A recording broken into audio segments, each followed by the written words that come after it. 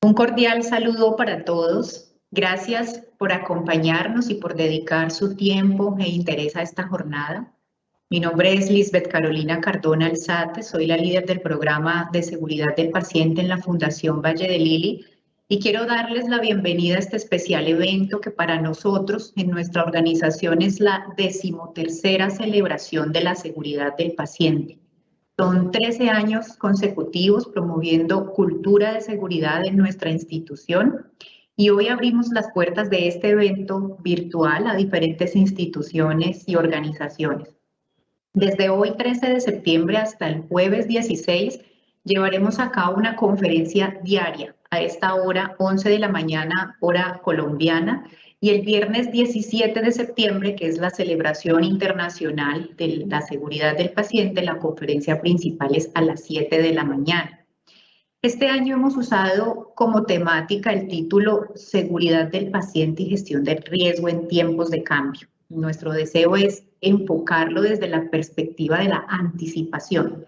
Estos tiempos de cambio nos dejan visible la condición vulnerable de los sistemas de salud, del talento humano, y hemos aprendido desde este momento histórico, vivido desde marzo del 2020 en Colombia, que nos hemos retado las instituciones de salud a ser previsores de riesgos con mucha más cautela que como lo hacíamos antes, variando estrategias, medidas ante los cambios, ante lo desconocido y la incertidumbre que esas mismas variaciones generan en nuestro entorno. Este evento está inspirado en lo que hemos aprendido, porque seguramente no volveremos a ser los mismos. Y sin más preámbulos, yo quisiera agradecer hoy a los conferencistas que están con nosotros, darle paso a las dos personas que estarán en esta jornada. Vamos a hacer un tiempo de presentación de dos conferencistas y daremos al final un espacio de preguntas para que los asistentes se sientan con total confianza de escribirlas a través del chat. Yo estaré muy pendiente de hacerlas visibles al público y poderlas transmitir a los conferencistas. Deseo presentar a la jefe Marley Zulady Orrego. Ella es magíster en epidemiología, es la coordinadora del Comité de Infecciones y Comité de Vigilancia Epidemiológica de la Fundación Valle de Lili, con la conferencia Prevención de Infecciones en tiempos de COVID-19. Y seguido a la jefe Marley, presento al doctor Juan Diego Vélez, infectólogo, es el jefe del Servicio de Infectología y presidente del Comité de Infecciones de la Fundación Valle de Lili, y nos presentará el tema vacunas y empleados de la salud, ¿en qué estamos? Que es además una interesante pregunta para estos momentos de hoy. Gracias a los conferencistas, los dejo en compañía del público y adelante, bienvenidos. Muchas gracias, jefe Carolina. Bueno, muy buenos días a todos. ¿Me escuchan? Sí, te escuchamos bien, María, adelante. Ok, gracias.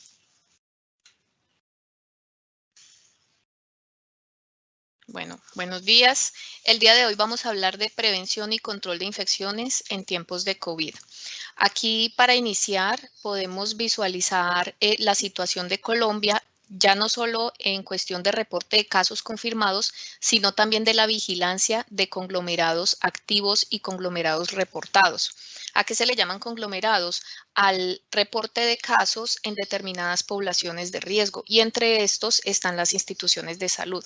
Entonces, las instituciones de salud hacemos parte de este tipo de vigilancia del Instituto Nacional de Salud, y en conglomerados tenemos una positividad acumulada de casos positivos para COVID del 30%, mientras que las instituciones de salud puntualmente estamos cercanos al 40%. Estos conglomerados corresponden a casos positivos en personal de salud y casos positivos en pacientes hospitalizados.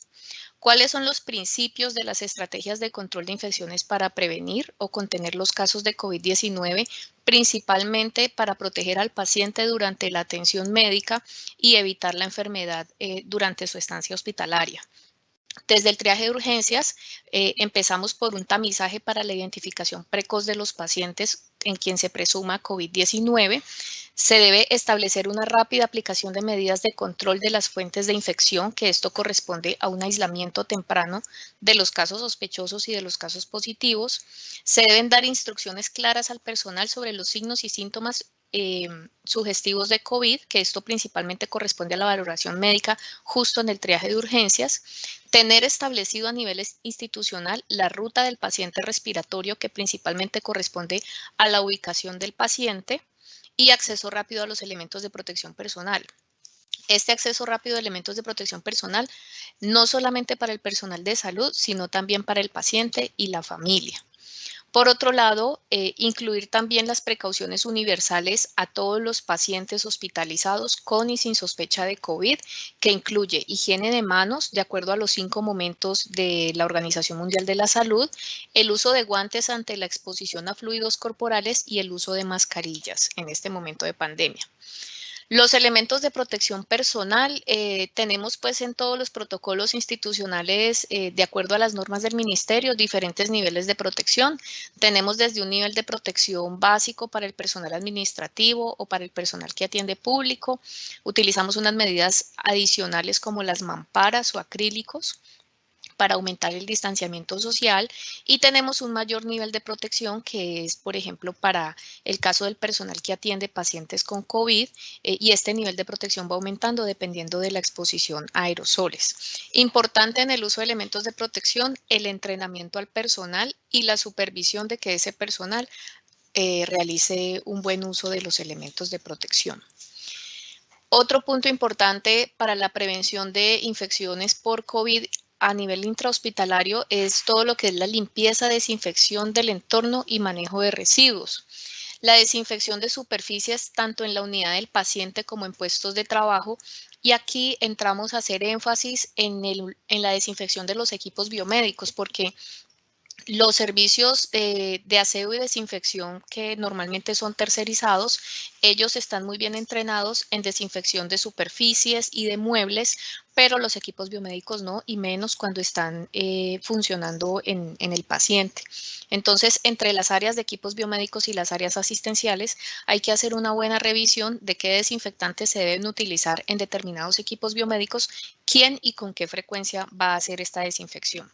La clasificación adecuada y disposición adecuada de residuos. Las normas actuales de disposición de residuos son apropiadas para prevenir COVID, de especiales que no vamos a reciclar en pacientes que tengan aislamiento, y también importante la clasificación y manejo adecuado de la ropa hospitalaria, que incluya temperaturas de 60-70 grados para el lavado de ropa, o si digamos que no vamos a manejar temperaturas tan altas, porque a veces por temas de gestión ambiental esto no está permitido, se pueden manejar temperaturas en lavandería de 25-50 grados, siempre y cuando yo garantice en el proceso de lavado la aplicación de un desinfectante aparte del detergente. ¿Qué desinfectantes podemos utilizar para la prevención de COVID? Alcohol al 70%, en las instituciones donde se utilice cloro a 5.000 partes por millón, o peróxido de hidrógeno mayor a una concentración del 0.5%. Nosotros en nuestra institución hacemos más énfasis en el uso de peróxido de hidrógeno mayor al 0.5 para las áreas respiratorias, teniendo en cuenta que es un desinfectante de buena cobertura bactericida, fungicida, virucida, y es amigable con el medio ambiente. Importante con los desinfectantes, deben tener un tiempo de contacto mayor a 1 minuto para que haya un buen proceso de desinfección. Precauciones adicionales: una vez identificamos el paciente con riesgo de transmitir COVID, además de las precauciones aéreas, instauramos precauciones de contacto.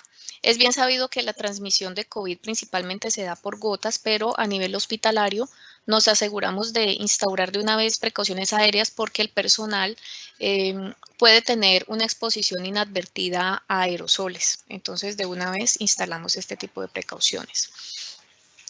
Algo importante también a tener en cuenta es el aislamiento y agrupamiento de pacientes con COVID. Una vez desde el triaje yo identifico los pacientes con riesgo, determino a quiénes se les va a instaurar el aislamiento, y ese aislamiento se tiene que colocar desde el servicio de urgencias. En las historias clínicas electrónicas debe haber una alerta que yo active en el momento del ingreso del paciente, para que de ahí en adelante, cada vez que el paciente se vaya a mover de servicio en servicio, el personal tenga una información digital disponible de inmediato para saber dónde ubicar el paciente. Importante con el aislamiento y agrupamiento, no mezclar pacientes confirmados con sospechosos ni pacientes recuperados con confirmados. Entonces, donde no hayan cuartos de aislamiento individual, que es lo ideal, ¿cierto? Lo ideal es ubicar el paciente en un cuarto con presión negativa, con recambios de aire, pero ante la alta demanda de ubicación de estos pacientes, nos hemos visto obligados a hacer agrupamientos. Entonces, ¿cómo colocamos sospechoso con sospechoso, confirmado con confirmado, recuperado con recuperado? Y el paciente que está en cuarentena, al que le llamamos contacto epidemiológico, pues este paciente sí debe ir preferiblemente en una habitación individual, porque se trata de un paciente que no tiene la enfermedad. Aquí es importante diferenciar qué es aislamiento y qué es cuarentena. Aislamiento es cuando yo separo ya a la persona infectada de los demás para prevenir transmisión, y cuarentena es cuando tengo una persona sana que no ha tenido la infección, pero ha tenido una exposición. Entonces necesito separarlo de los demás para evaluar signos y síntomas de aparición de enfermedad en este paciente. Los tiempos de aislamiento, también este es un punto fundamental para prevenir la cadena de transmisión a nivel hospitalario de COVID-19. De acuerdo a los protocolos de CDC y del Ministerio de Salud, tenemos establecido cuánto tiempo vamos a aislar un paciente. Entonces, desde que el paciente tiene síntomas sugestivos de COVID, bien sea en el servicio de urgencias o bien sea durante la hospitalización, inmediatamente se tienen que instaurar unas precauciones de aislamiento aéreas y de contacto. El paciente debe ir preferiblemente a una habitación individual, y si lo voy a cortizar, pues saber con qué tipo de paciente lo voy a cortizar. Se toma la PCR para SARS, dependiendo del reporte. Si es positivo, precauciones durante 10 días de hospitalización en pacientes que no tuvieron enfermedad grave, y pacientes que tienen enfermedad grave o inmunosupresión, 20 días el aislamiento. Posteriormente, al día 11 y al día 21, evaluamos si hay mejoría de los síntomas. Si no hay mejoría de los síntomas, continuamos con el aislamiento hasta que clínicamente el médico nos indique que el paciente ya ha mejorado. Si hay mejoría, se finalizan las precauciones. En el caso de un resultado negativo, si se continúa con la sospecha de COVID, se continúa el aislamiento del paciente y se repite prueba a las 48 horas. Posteriormente, de acuerdo al resultado, si es positivo, vamos al aislamiento de 10 o 20 días, y si es negativo, finalizamos las precauciones hasta el día 14. Esta prueba, finalizamos las precauciones. Lo del día 14 es otro tipo de aislamiento. Bueno, la estrategia PRAS, de la que se ha denominado PRAS por parte del Gobierno Nacional, hace referencia a rastreos de contactos estrechos y a la prevención de la transmisión y a la prevención de la ampliación del brote en caso de que haya una exposición. ¿A qué se le denomina contacto estrecho? Cualquier persona que haya tenido cualquiera de las siguientes exposiciones: un contacto personal con un caso probable o confirmado a menos de 1 metro de distancia y por más de 15 minutos. También un contacto físico directo con un caso probable o confirmado. Atención directa a un paciente probable o confirmado sin utilización adecuada de los elementos de protección personal, o situaciones de otro tipo según se evalúe en la investigación del caso. ¿Cuánto tiempo vamos a evaluar para determinar que fue un contacto de riesgo? 2 días antes del inicio de síntomas o de la prueba positiva, teniendo en cuenta pues la fase presintomática que tiene una alta transmisión, y hasta 10 días después de la aparición de síntomas, donde todavía se considera pues que el paciente infectado puede transmitir a otro. ¿Cómo funciona la estrategia PRAS a nivel intrahospitalario? Entonces, partimos de la identificación de personal de salud expuesto. Cuando hablamos de la estrategia PRAS intrahospitalario, es cuando tenemos un caso positivo que inicialmente no se consideraba sospechoso para COVID, ¿sí? El sospechoso que ingresa por la puerta de urgencias, pues de entrada allí se establece todas las medidas y se toman todos los aislamientos que corresponden. Pero puede ser que hayan pacientes que ingresen en un periodo de incubación o que tengan una exposición intrahospitalaria y posteriormente desarrolle síntomas. Entonces, aquí, ¿qué hay que hacer?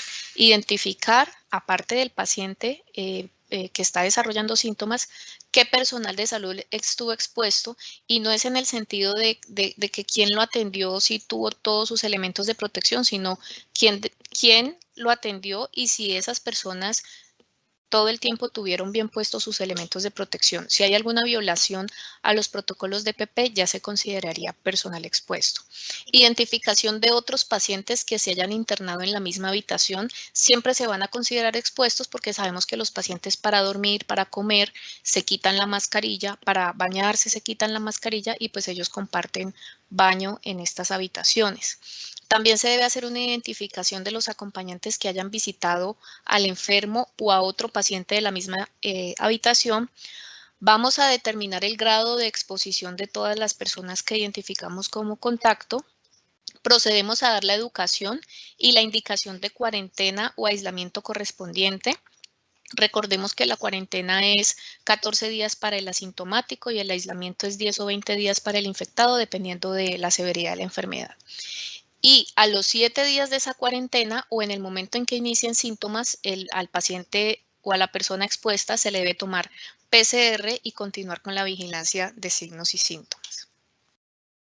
Aquí tenemos un grafiquito, esto viene de OMS, nosotros lo hemos adoptado en nuestra institución. Una vez identificamos la fuente de exposición, se localizan los contactos, se dan las indicaciones de aislamiento para estos contactos y nuestro paciente pues también va a un aislamiento intrahospitalario. Se establece la cuarentena y se vigilan síntomas durante los primeros 7 días. Al 7º día se toma una prueba de PCR. Si esta prueba da positiva, contamos los días de aislamiento, 10 días si es un caso leve, 20 días si es grave o si el paciente es inmunosuprimido. Si es negativo, no se toman más pruebas, pero las personas deben continuar por 14 días en aislamiento, teniendo en cuenta el periodo máximo de incubación, con todas las medidas de recomendaciones, distanciamiento físico, uso de mascarilla, ventilación suficiente y todo lo que es higiene respiratoria. Si las instituciones quieren trazar en términos de calidad estas intervenciones, podemos manejar 2 tipos de indicadores. Uno, que sería el porcentaje de personas con información de cuarentena en las 48 horas siguientes a la identificación del paciente. Está demostrado, hay estudios que muestran cómo se reduce el número de reproducción de la transmisión de COVID cuando yo coloco en cuarentena a los expuestos 48 horas antes, comparado con cuando se demoran mucho más de 2 días en colocar estas personas en cuarentena. Otro indicador es porcentaje de casos nuevos derivados de contactos conocidos, que estaríamos hablando de casos secundarios. Los controles administrativos con el personal y visitantes, también esto es fundamental para la prevención de COVID intrahospitalario, el registro del personal y familiares que ingresan a la habitación del paciente. Aquí el personal todos los días tenemos que contestar una encuesta de vigilancia sindrómica y de exposición a riesgo. Esta encuesta también se le aplica a todo familiar que ingresa a una habitación de paciente hospitalizado. Se retira de la institución el sintomático o la persona que reporte una exposición, tanto trabajador de salud como familiar o acompañante. Tenemos esto protocolizado pues en un documento divulgado institucionalmente. Todos los días hay una verificación del uso de los elementos de protección, hay una supervisión por parte de seguridad y salud en el trabajo y de gestión humana al personal, y también hay supervisión por parte del personal de los servicios sobre el comportamiento del uso de mascarillas en pacientes y en familiares, y pues todo lo que corresponde a las campañas de vacunación. Los controles ambientales y técnicos para la prevención de COVID, de las habitaciones con presión negativa, pues fundamental darle prioridad a estas habitaciones para los pacientes que están confirmados, principalmente los primeros 7 días de aparición de síntomas. Hay otra opción que son las salas ERA, principalmente en los servicios de urgencias, que es donde se deben colocar agrupados los pacientes que tienen síntomas respiratorios y tenerlos alejados de otros pacientes que no los tienen. Promover la ventilación natural en los casos en los cuales no tengamos disponible presión negativa con estas olas de COVID, pues Muchos pacientes estuvieron en habitaciones que no tenían presión negativa ni recambios, pero se hizo una redistribución de los servicios para tener agrupados estos pacientes en sitios diferentes a los que no tienen COVID. Y distanciamiento social. Entonces, acá en esta grafiquita de la derecha pongo un ejemplo de un análisis de ingeniería que han hecho sobre la distribución del distanciamiento social para los salones y aulas de clase, ahora que volvemos a la presencialidad académica y que en muchos casos se requieren cierto tipo de reuniones presenciales. No hemos encontrado evidencia que las reuniones como tal tengan que ver con transmisión de COVID, pero sí la falta de protocolos de bioseguridad. Entonces aquí hacemos énfasis en el distanciamiento muy bien medido, estrictamente cumplimiento de estos números de personas. Por ejemplo, acá esta sala no la pueden prestar para más de 16 personas y se debe verificar que todos utilicen la mascarilla, que allí no se tomen alimentos y con todos estos protocolos, asimismo como en las escuelas, se puede volver a la presencialidad previniendo la transmisión de COVID. Consideraciones para cirugía. Aquí tenemos la referencia del consenso colombiano de la Asociación Colombiana de Infectología, donde se habla de las recomendaciones para cirugía, principalmente para prevenir el riesgo del resultado clínico en el paciente una vez operado, y si presenta COVID posterior a la cirugía, puede tener riesgo de complicaciones pulmonares. Entonces acá hay que hacer mucho énfasis en la evaluación del riesgo prequirúrgico del paciente, determinar qué tan urgente es la cirugía, la evaluación de los usos de elementos de protección personal. Hay unos protocolos al interior de cirugía específicos para la atención de pacientes de COVID, aunque muchos procedimientos son pensados en exposición a aerosoles y pues digamos que estos protocolos son muy similares entre todas las cirugías. Se debe hacer énfasis en una evaluación sindrómica y exposición a COVID previo a cirugía. ¿Esto qué quiere decir? Que el médico que hace la evaluación prequirúrgica al paciente debe evaluar muy bien la presencia de síntomas sugestivos de COVID y evaluar muy bien en el ambiente comunitario del paciente qué riesgo y qué exposición ha tenido a una posible transmisión de COVID para determinar pues la pertinencia de la cirugía en ese momento. Y también hay unas recomendaciones sobre la toma prequirúrgica de PCR previo a cirugía, dependiendo de si la cirugía es selectiva y si se pudiera reprogramar en caso de que el paciente resultara positivo. Para la consulta externa, promover la teleconsulta en la medida de lo posible, el uso de elementos de protección personal, lo mismo, encuesta de vigilancia sindrómica y exposición a todos los visitantes y pacientes. Se debe hacer control de acompañantes, preferiblemente un acompañante por paciente, y los pacientes que no necesiten acompañante, preferiblemente que acudan solos al hospital. La promoción y la organización del distanciamiento en las salas de espera, y la priorización del sintomático para consultas, exámenes diagnósticos y de laboratorio, porque sabemos pues que el paciente sintomático no puede tener como barrera los síntomas para acceder a un servicio de salud. Lo que debemos hacer es facilitarle la atención al paciente y minimizar el riesgo de atención. Aquí ya pensando en cómo se comporta la incidencia de COVID a nivel nosocomial. Este es un artículo que muestra unas posibles definiciones. Resulta que todas las instituciones manejamos las definiciones de infecciones asociadas a la atención en salud de acuerdo a los criterios de CDC y del Instituto Nacional de Salud, pero no hay un acuerdo sobre cuál es la mejor definición de COVID como infección intrahospitalaria. Entonces, de acuerdo a la revisión de la literatura, nosotros determinamos, de acuerdo a esta referencia, que COVID intrahospitalario o COVID nosocomial o como IAS se considera a partir del día 15 posterior al ingreso del paciente, contando con el periodo máximo de incubación. ¿Cómo se puede comportar la incidencia de COVID como infección nosocomial o como infección asociada a la atención en salud? De acuerdo a los reportes, podemos tener tasas que pueden ir entre 0,49 y 0,52 por 1000 días de estancia versus tasas entre 3 y 9 sobre 1000 de asistencia sobre el total de las IAS. Es decir, que realmente estos protocolos de bioseguridad han sido efectivos en la prevención de COVID intrahospitalario. Son tasas muy bajas. Nosotros hemos tenido un comportamiento similar, hemos tenido tasas menores a 0.2 y los casos que han presentado COVID intrahospitalario ha estado muy relacionado con la presencia de un acompañante que en algún momento de la hospitalización presenta síntomas, se retira, pero alcanza a transmitir al paciente hospitalizado.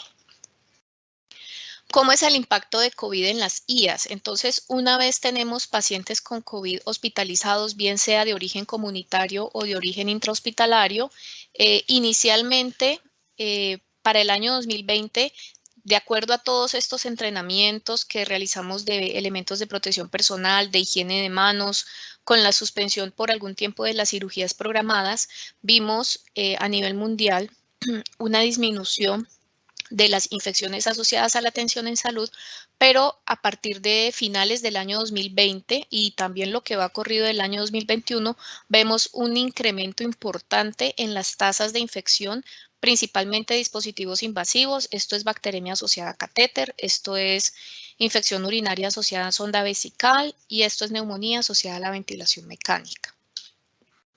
También tenemos un incremento de los aislamientos bacterianos en los pacientes con COVID, algunos de ellos previos a las 48 horas posingreso, otros después de las 48 horas, y normalmente esto tiende a confundir si el paciente está haciendo una coinfección por COVID o si el paciente está desarrollando una infección asociada a la atención en salud.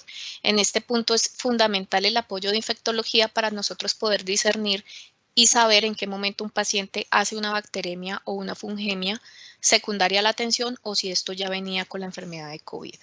Sumado al aumento de las infecciones intrahospitalarias está la alerta epidemiológica de Candida auris, también hay una alerta de mucormicosis. Mucho se ha dicho sobre las posibles causas o fuentes de estas infecciones. Puede ser el uso excesivo de elementos de protección personal, como los pacientes con COVID los atendemos con guantes, batas y demás.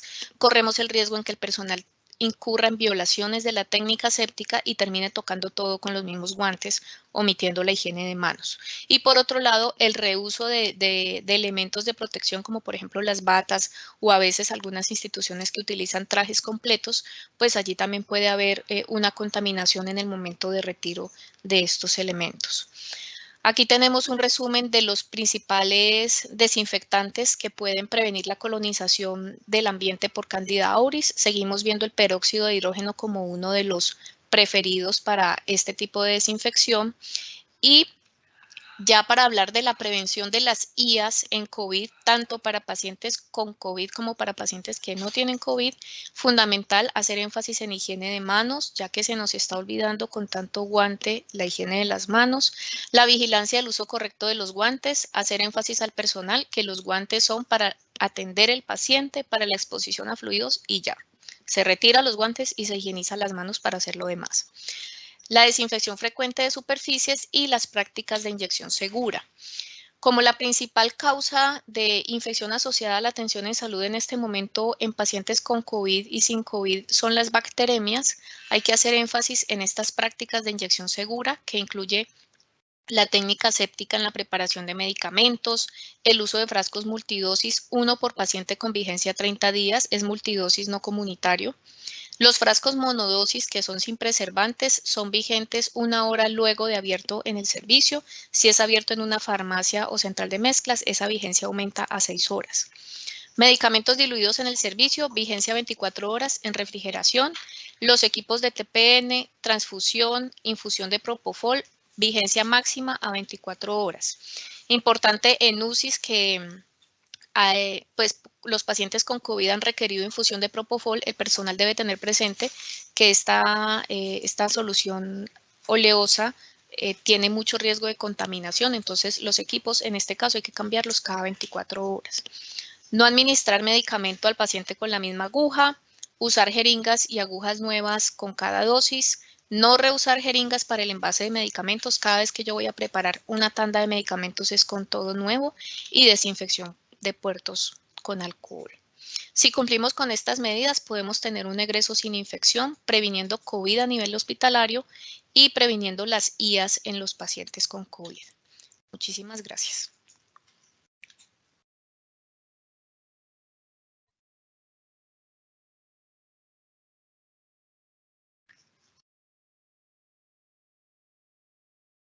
Gracias, jefe Marley. Quisiera darle paso al doctor Juan Diego Vélez. Bienvenido, doctor. Muchas gracias. Está su micrófono apagado, doctor. Bueno, quisiera saber si están viendo ya mi pantalla. Sí, doctor. Ya estamos viendo su pantalla y lo escuchamos muy bien.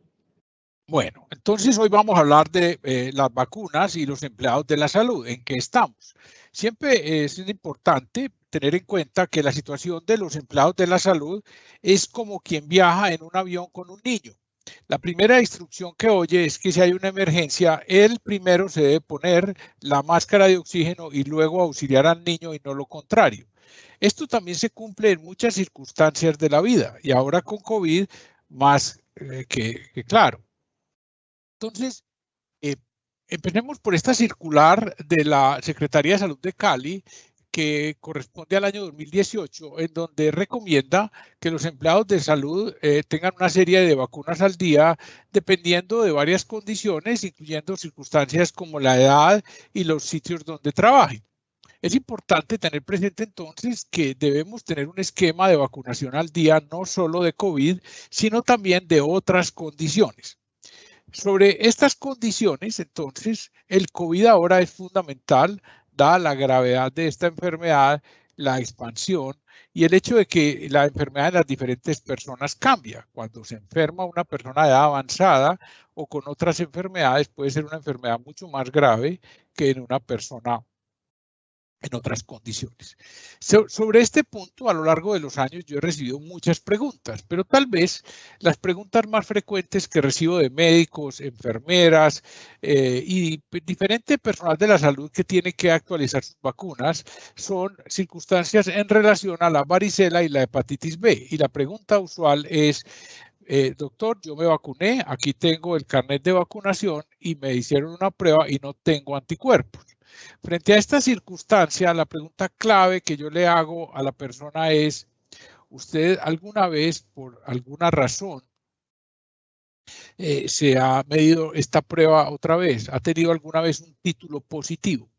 Esta pregunta es fundamental, ya que si una persona ha tenido previamente un título positivo para alguna de estas dos condiciones, esto significa que tuvo una respuesta a la vacuna y esto es de validez toda su vida, ya que un número sustancial de personas, luego de haber sido positivas en el tiempo, se negativizan. Entonces, si la persona tiene este resultado, aunque haya sido muchos años atrás, ya puede estar tranquila. Sin embargo, en muchos casos no es posible conocer este dato y nos quedamos con una persona que se vacunó y que no tiene anticuerpos. ¿Qué hacemos? En relación con la varicela, este artículo es muy importante y les recomiendo que los lean. Es del año 1999, cuando una residente de pediatría iba a rotar en un servicio y le pidieron estos exámenes. Como tenía una prueba negativa de IgG para varicela, le dijeron, no, usted no puede aquí rotar, aquí no la permitimos bajo esas circunstancias. Pero ella les dijo, mire, pero yo he estado en contacto con muchos niños con varicela, muchas personas con varicela y no me ha dado, yo debo ser inmune. Es posible que alguien la oyera frente a estas cosas y dijera, bueno, entonces pues vamos a ver qué pasa. Y entonces hicieron un análisis de esta persona y encontraron que en un porcentaje sustancial de personas, probablemente el 2 o el 3% más o menos, que se han vacunado para varicela o han presentado varicela, tienen un IgG negativo, pero tiene una respuesta por medio de la inmunidad celular, lo cual lo protege para la varicela, pero desafortunadamente no es fácilmente medible.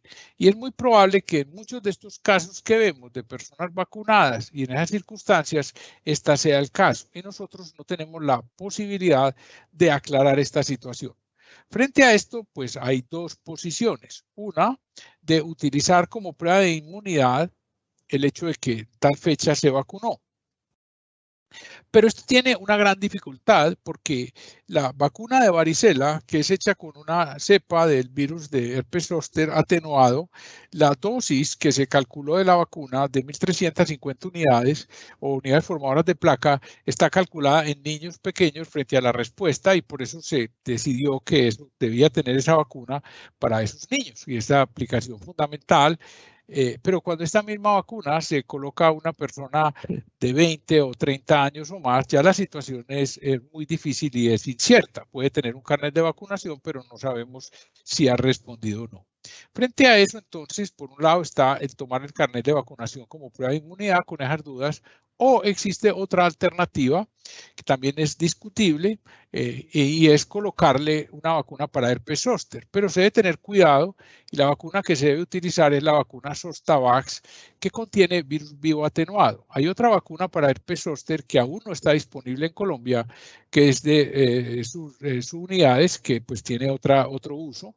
Y esta vacuna de herpes zóster contiene ya no 1.350 unidades formadoras de placa, sino como ustedes ven aquí, 19.400. Es decir, cuando una persona se coloca esta vacuna es como si ese día se hubiera colocado 14 dosis aproximadamente de la vacuna anterior. Y esto entonces, digamos, es una cosa más fuerte, por decir algo, que puede, digamos, ayudar a tener claridad. Por otro lado, frente a la hepatitis B es la otra pregunta.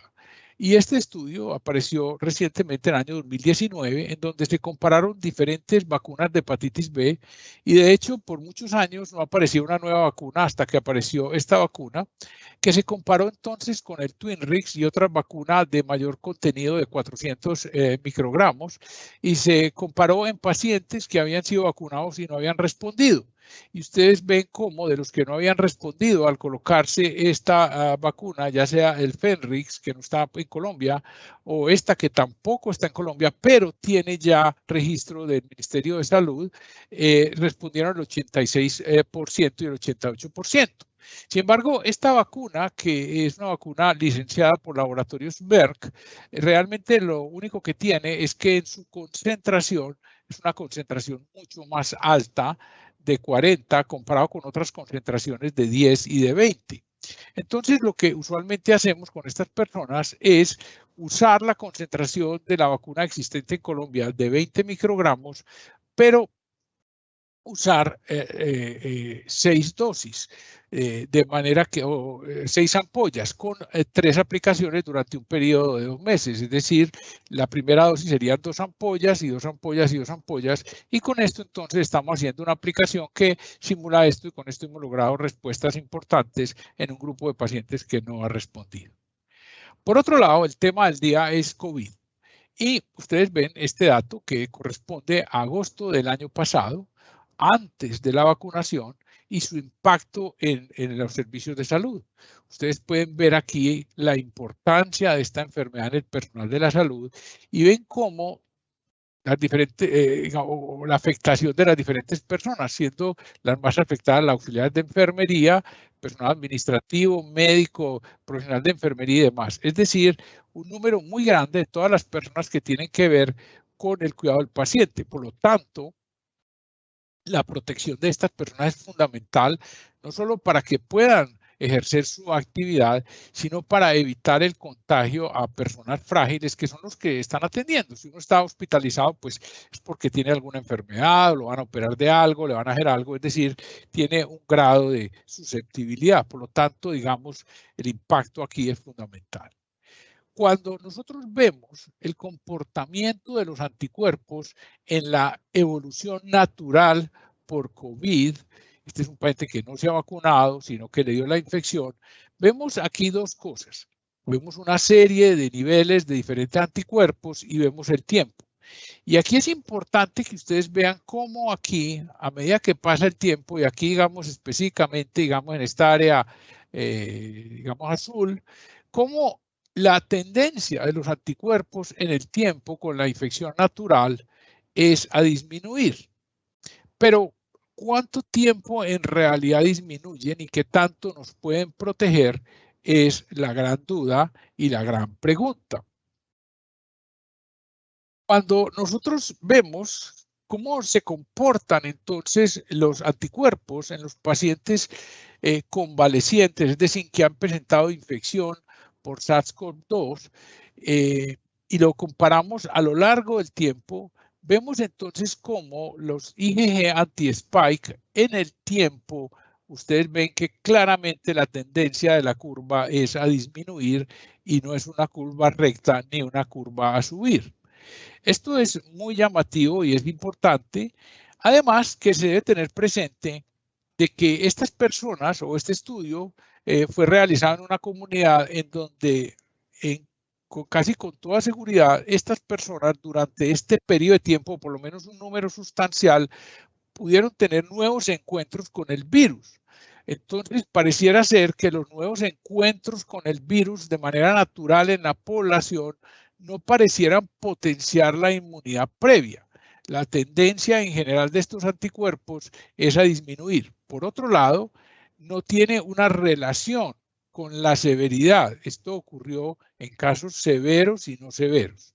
Entonces, es fundamental comprender, y aquí lo vemos en otro gráfico, cómo el comportamiento del IgG anti-spike a lo largo del tiempo es una disminución, siendo este un nivel que se considera, pues, digamos, protector o normal. Cuando comparamos las diferentes vacunas frente a su nivel protector, vemos entonces aquí el nivel de neutralización en comparación con el suero convaleciente y aquí la eficacia. Y aquí vemos las diferentes vacunas y vemos cómo las vacunas de mRNA se sitúan abajo, cómo la vacuna de Sinovac o Coronavac está más baja y cómo las otras van en esta escala.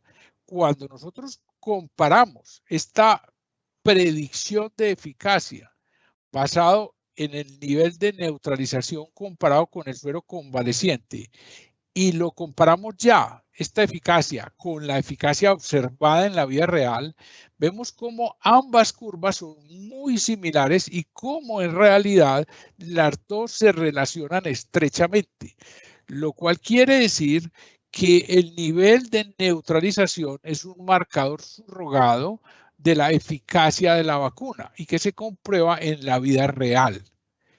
Cuando nosotros vemos en este otro gráfico, en la parte de abajo, vemos, este es el nivel de neutralización del convaleciente y vemos aquí lo que se requiere como protección mínima y vemos las diferentes vacunas. Vemos entonces cómo las vacunas, digamos, de mRNA se sitúan, digamos, más adelante y otras vacunas como Coronavac más atrás. Es decir, en términos de la protección del suero convaleciente, las vacunas son diferentes, no todas son iguales.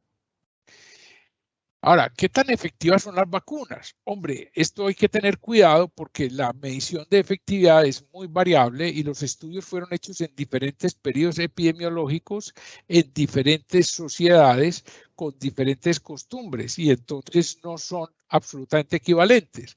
Podrían ser equivalentes si todas estas vacunas se estudian en el mismo momento y en las mismas sociedades. Ese tipo de estudio pues, no se ha realizado y es posiblemente irrealizable. Sin embargo, en términos generales, se considera que las vacunas de mRNA como Pfizer y Moderna tienen niveles de protección superior al 90%. La vacuna Sputnik, que es muy interesante y queremos posteriormente, y que es una vacuna conjugada y que utiliza una técnica curiosa de dos vacunas con diferentes vectores, también logró más del 90%. Y vemos entonces cómo la vacuna de Janssen alrededor del 66% y Coronavac 50%. Pero todo esto tiene sus bemoles y sus discusiones porque la eficacia es un término muy difícil de estimar. Ahora, cuando nosotros evaluamos, y en este estudio se lo recomiendo, la eficacia a lo largo del tiempo de las diferentes vacunas, vemos nuevamente lo mismo. Cómo a medida que pasa el tiempo desde la aplicación de la vacuna, la tendencia de la curva es a la disminución en la capacidad de neutralización. Y tenemos que tener cuidado porque los estudios publicados de eficacia de vacunas, como la vacuna de Pfizer, Moderna y otros, que hablan de eficacias superiores al 90%, están hablando en un promedio de 2 meses de la vacunación. De manera que estamos hablando aquí en este periodo de tiempo, pero es diferente la eficacia a medida que pasa el tiempo, y entonces ahora estamos viendo, digamos, circunstancias derivadas del hecho de que muchas personas, especialmente en Estados Unidos, se vacunaron en diciembre del año pasado, en enero, y en este momento estamos en septiembre, y entonces en esta variedad de personas, personas sanas, personas jóvenes, personas de más edad, personas trasplantadas con quimioterapia y en fin, en todas estas personas la eficacia a lo largo del tiempo ha venido cambiando. Entonces la eficacia de las vacunas puede disminuir en el tiempo debido a disminución de la capacidad de memoria o a un cambio en la antigenicidad del patógeno. Entonces allí tenemos una circunstancia que nos pone en duda de nuestras circunstancias a lo largo del tiempo. Y si bien es cierto, es agradable y fue muy agradable podernos haber vacunado a tiempo, en el momento entonces entramos en la duda de qué tan protegidos podemos estar en este momento, o nuestros padres que tienen edad avanzada, o pacientes en diferentes circunstancias que se colocaron esta vacuna. Cuando nosotros vemos, entonces, les mostré que los niveles de anticuerpos antineutralizantes son altamente predictivos de la protección inmune frente a esta enfermedad, y que los estimativos del comportamiento in vitro se correlacionan claramente con la eficacia in vivo. Vemos entonces lo siguiente, vemos entonces cómo la eficacia de las vacunas, dependiendo de cuánta eficacia tenía inicialmente, va disminuyendo a lo largo del tiempo y cambia frente a infección leve e infección severa. En el momento, todas las vacunas, los niveles de eficacia protegen frente a infección severa, pero empiezan a variar frente a infección leve. Y el nivel de eficacia inicial es fundamental frente a la caída en el tiempo de la protección. Y vemos entonces cómo vacunas con eficacias iniciales del 60 al 70%, alrededor de 200, 250 días, su eficacia puede estar en el 30 o el 40%. Nuevamente, frente a infección, digamos, leve, en términos generales, podría afectar infección grave en algunos grupos de personas en particular. Y es posible que si este tiempo se extiende más, digamos, pasen 2 años, estas curvas puedan bajar y puedan entrar ya dentro de un nivel de protección diferente en las personas. Esto es realmente una realidad. Esto es lo que está sucediendo hasta ahora, a pesar de que el virus continúa circulando en la población, y uno pensaría que las personas vacunadas, al estar exponiéndose al virus también en la población, pueden generar esto un booster y una, digamos, una potenciación. Pero la realidad es que a pesar de estas circunstancias, la pendiente de caída del nivel de protección es progresiva en el tiempo, situación que es preocupante. Por otro lado, aparte de esta situación de disminución progresiva del nivel de protección de los anticuerpos, y que va a depender de la eficacia inicial en buena parte, y estoy hablando de un individuo normal, existe otro problema adicional, y es la aparición de variantes. Dentro de esto, entonces, es muy preocupante la situación de la variante Delta, ya que la variante Delta no solo es una variante del virus más contagioso, sino que requiere, ustedes pueden verlo aquí, este es el pacientes vacunados, pacientes que no, estos son pacientes que no fueron vacunados y que luego se vacunaron. Estos son pacientes que recibieron vacuna de Pfizer y vacuna de AstraZeneca. Y aquí en cafecito tal vez vemos la situación de los niveles neutralizantes frente a la variante Delta. Y es claro cómo la variante Delta, comparada a otras variantes, requiere un nivel de protección o de anticuerpos neutralizantes superior para controlarse. Situación que es muy molesta y que hace entonces que la disminución natural de los niveles de protectores de las vacunas sean aún más preocupantes si esta variante se convierte en una variante, digamos, muy importante como lo es hoy en los Estados Unidos y en Europa. Entonces, las personas que se vacunaron en enero o en febrero, que tienen 8 meses de vacunación o más, y se enfrentan a la variante Delta, pues pueden tener dificultades, especialmente si estas personas tuvieron un nivel de anticuerpos no muy alto. Por ejemplo, una persona de edad avanzada, una persona con una neoplasia o que recibe quimioterapia o en fin, podría tener grandes dificultades para controlar la infección por esta variante. Por otro lado, aquí les traigo el esquema de vacunación infantil. Aquí está el nacimiento, aquí están los 18 años y aquí está el resto de la vida hasta los 65 años. Lo traigo para mostrarles que no es ninguna sorpresa que una persona requiera varias dosis de la misma vacuna, ¿sí? De manera que a lo largo de la historia de la vacunación es natural que una persona requiera dosis adicionales de vacunas para mantener su nivel de inmunidad. Vacunas tan buenas como la vacuna del tétano requieren refuerzos. De manera que esto no sería raro o no es inusual dentro del campo de las vacunas que por la vacuna de COVID sea apenas natural que deba hacerse lo mismo. Ahora, ¿qué está pasando en este momento? Y aquí vale la pena anotar que esta noticia es de septiembre 8. ¿Y qué está pasando en Estados Unidos? Hombre, adultos mayores y personas con enfermedades subyacentes tienen un riesgo mayor de padecer infección por vacunación grave. Esta es la realidad. Estas personas muy probablemente se vacunaron en diciembre o enero debido a su mayor fragilidad. Para este momento estamos en el mes 9 y por lo tanto su nivel de anticuerpos bajó.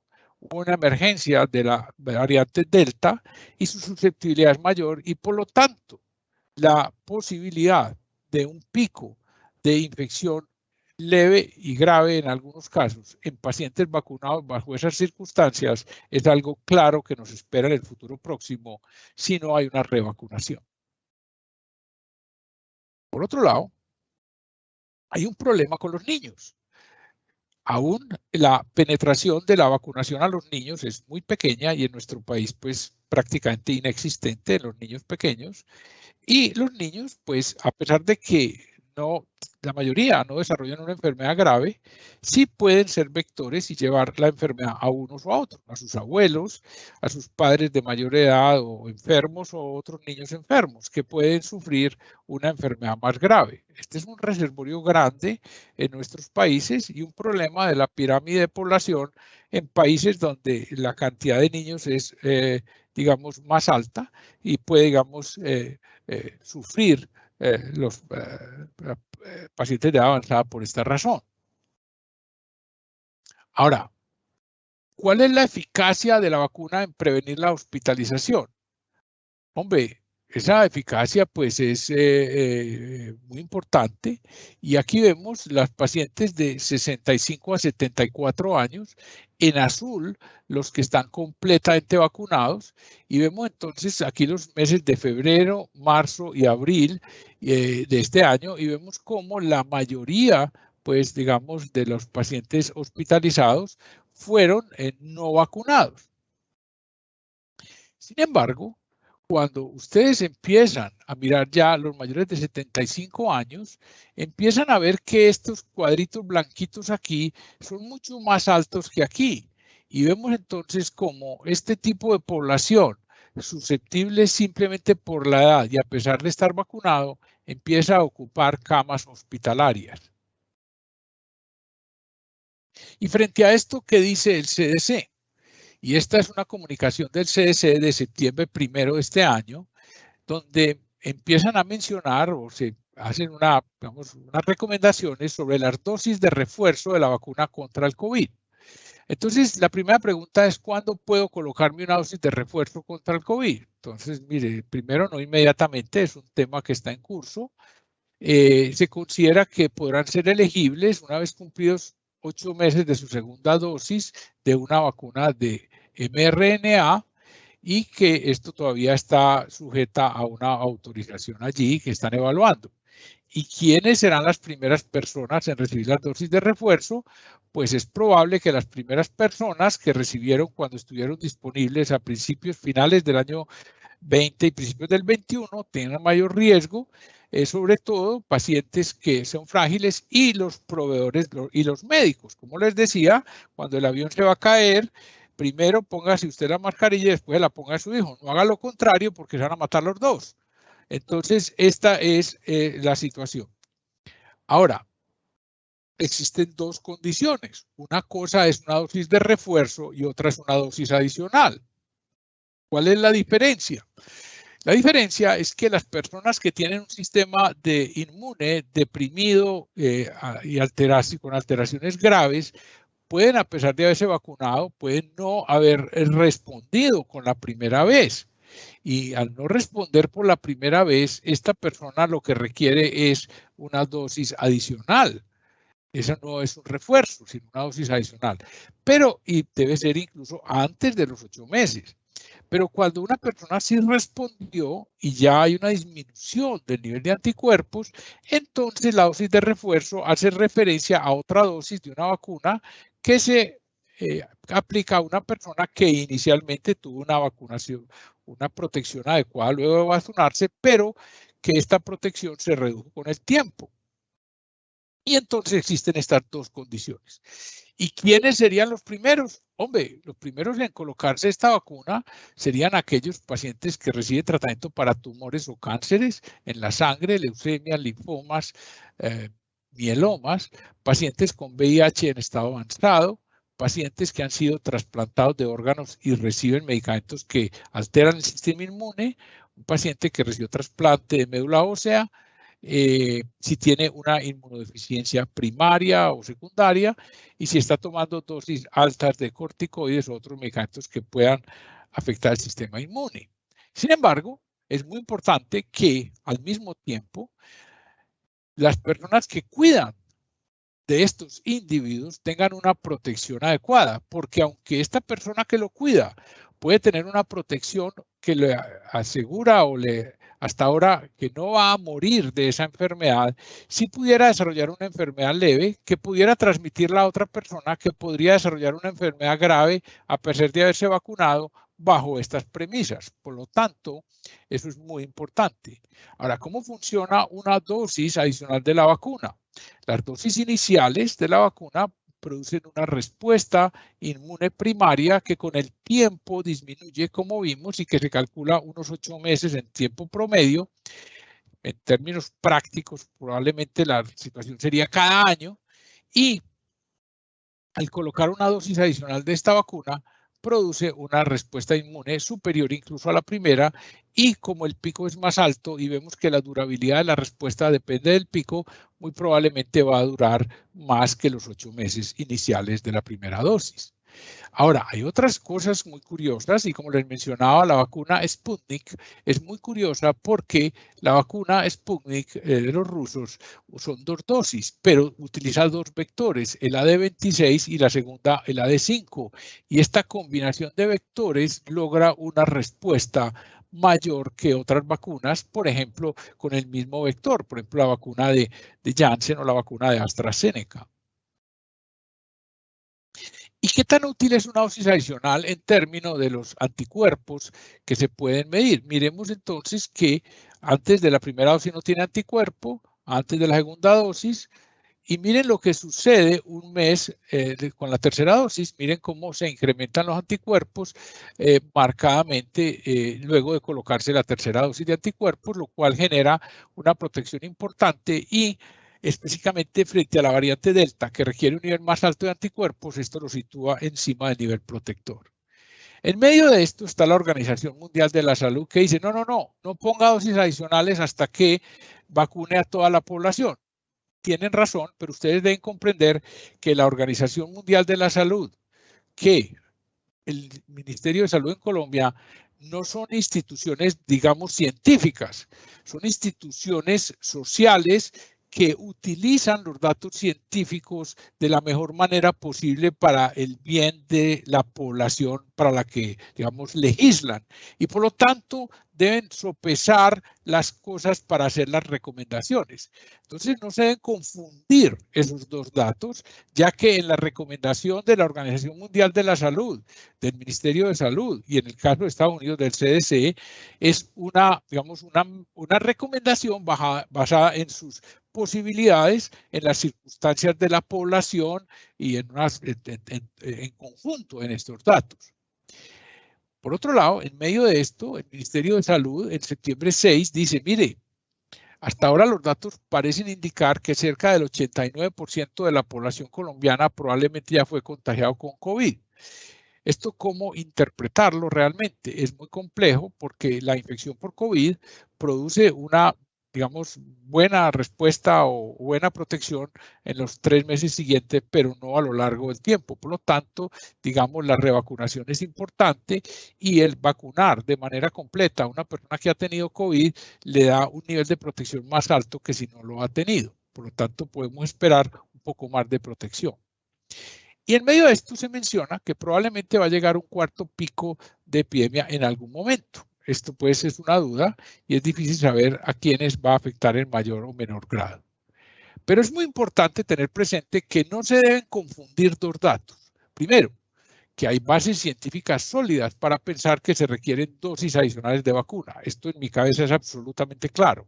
Pero esto no se debe confundir con el hecho de que no se puede, de que no tenemos dinero, de que no tenemos la vacuna, de la que la OMS no lo recomienda y que no está autorizado por el Ministerio de Salud. Son dos cosas, como les dije, diferentes. Son entidades que tienen que sopesar los datos y definir la situación. Pero en medio de todo, es claro que el sol no se puede tapar con un dedo, y hasta la Biblia lo dice, de manera que es absolutamente claro que esto es una situación a la que estamos abocados de una u otra forma y que habrá que ver cómo se soluciona, en qué momento, quién es primero, quién es después, pero es una realidad científica que los números lo muestran claramente. Y por otro lado, es fundamental entonces estar vacunados porque los no vacunados en realidad tienen una alta mortalidad.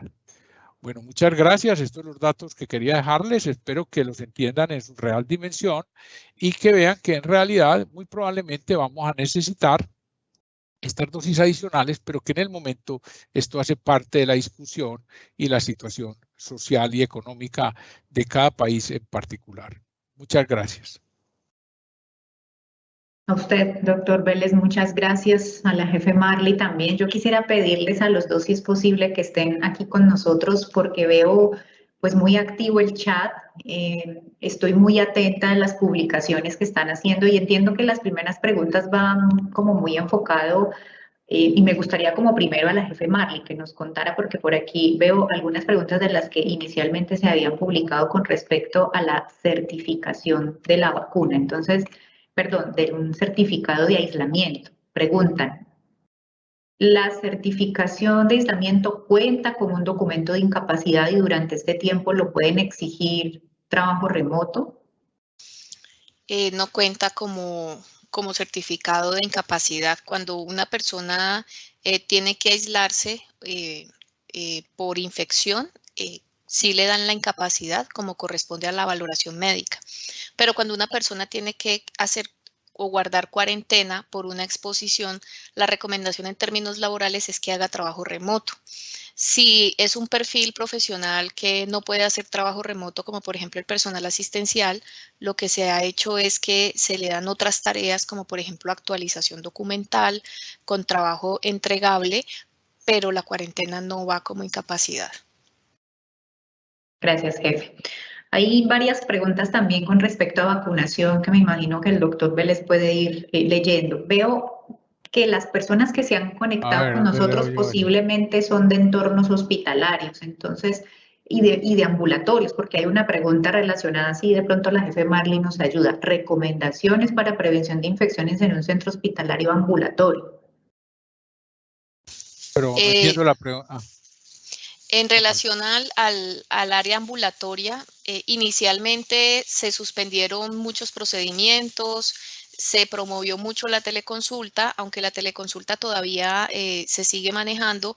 Hay pacientes que requieren la presencialidad, principalmente cuando necesitan exámenes diagnósticos o de laboratorio, incluyendo los sintomáticos. Entonces, aquí es fundamental que desde la programación de la agenda ambulatoria, principalmente la consulta externa, se pueda hacer una buena evaluación de signos o síntomas o de exposición epidemiológica en el paciente que está pidiendo el servicio, ofrecerle una opción de teleconsulta y, si no es posible, tener todas las herramientas de barreras de seguridad en el área ambulatoria, como por ejemplo, que solamente puedan ingresar acompañantes de pacientes que lo requieran, y si lo requiere solamente un acompañante a la vez, preferiblemente que ese acompañante esté vacunado, el distanciamiento social que debe haber en las salas de espera, como en muchas partes se ha visto, demarcación un puesto de por medio, preferiblemente ubicación de pacientes con síntomas en un sitio aparte del que no tiene síntomas,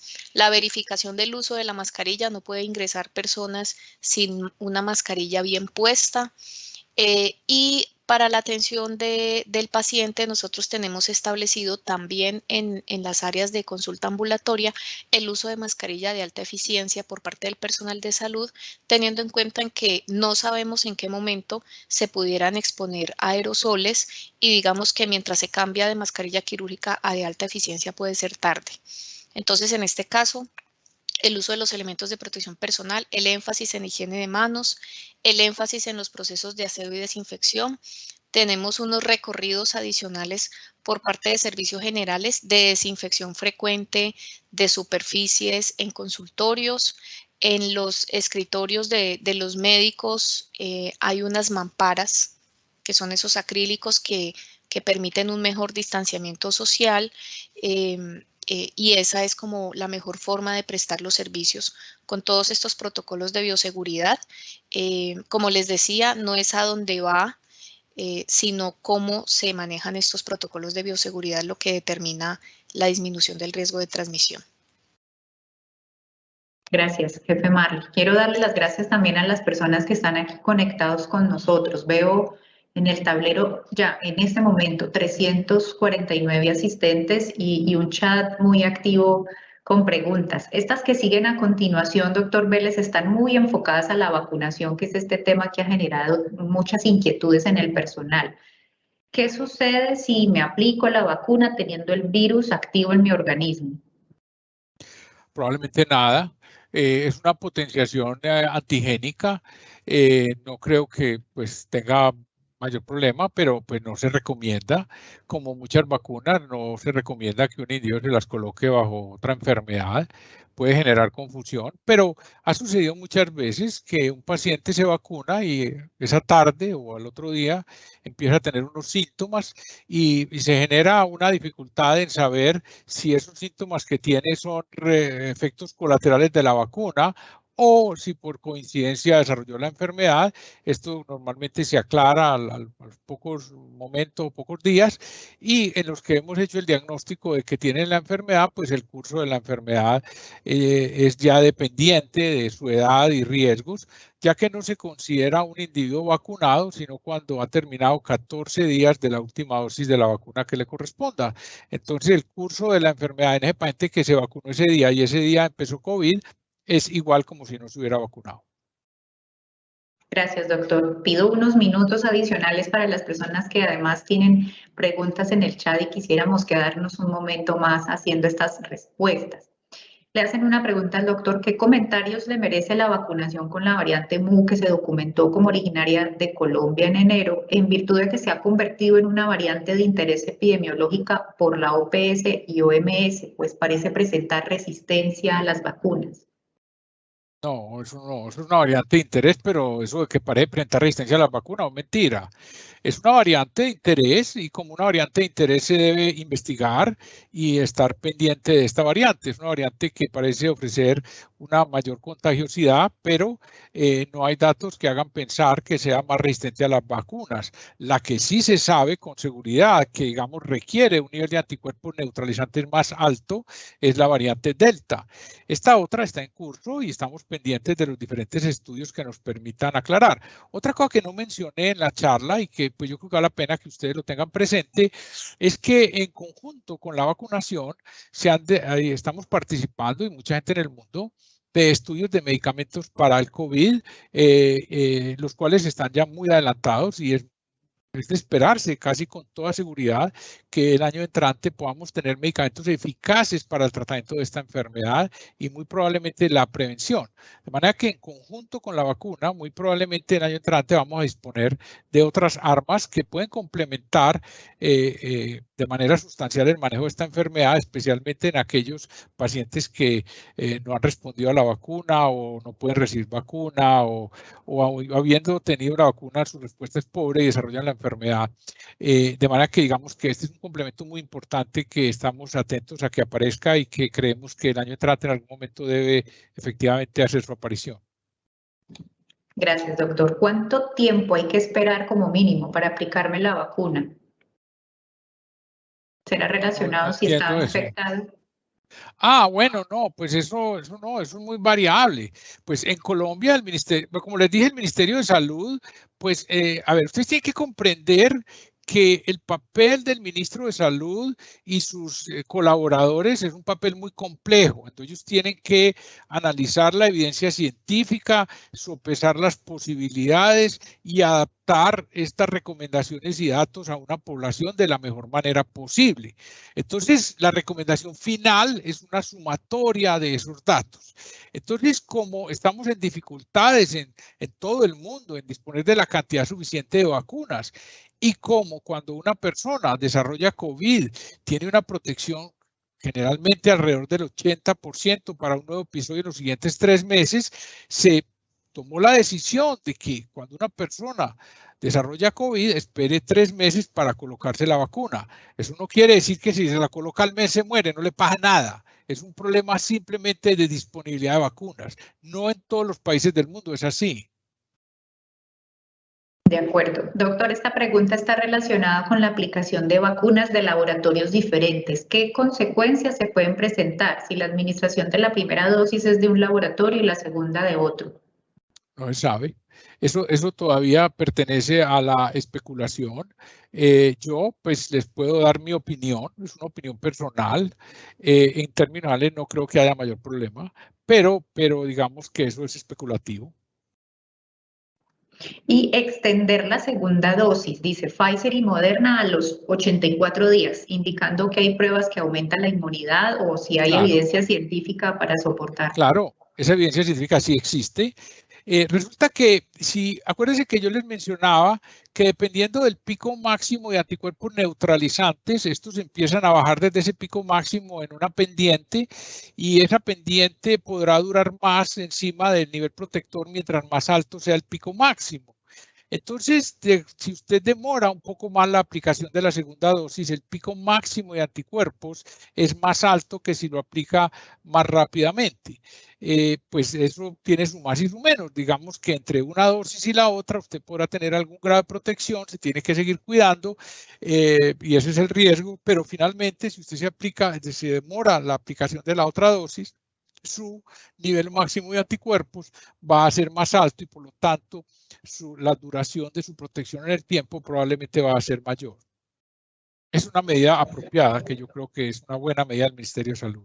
Pero la gente tiene que comprender que tiene que continuar cuidando en ese intervalo, pues evidentemente. Pues. De acuerdo, doctor. Otra observación que hacen en el chat es, entonces la vacuna para COVID se comporta como la vacuna de influenza anual. Yo creo que la vacuna de COVID se comporta como todas las vacunas que tenemos. Pues es muy difícil decir que sea exactamente como la influenza. La vacuna de influenza tiene, digamos, el problema de que cambian las cepas constantemente y entonces no solamente hay una disminución del número de anticuerpos, sino un cambio de tipo de virus y eso hace que se requiera esa vacunación anual.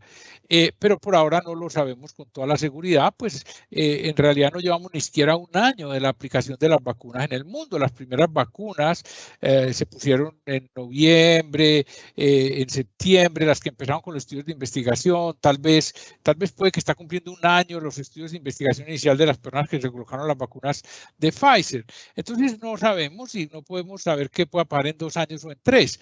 En el momento sabemos que aquellas personas que se colocaron la vacuna de manera inicial, los niveles de anticuerpos han venido bajando y que esto entonces molesta con la aparición de la cepa Delta, que requiere un nivel de anticuerpos neutralizantes más altos, y que hasta ahora nuestra medida o la medida lógica sería colocar un refuerzo de vacuna para incrementar el nivel.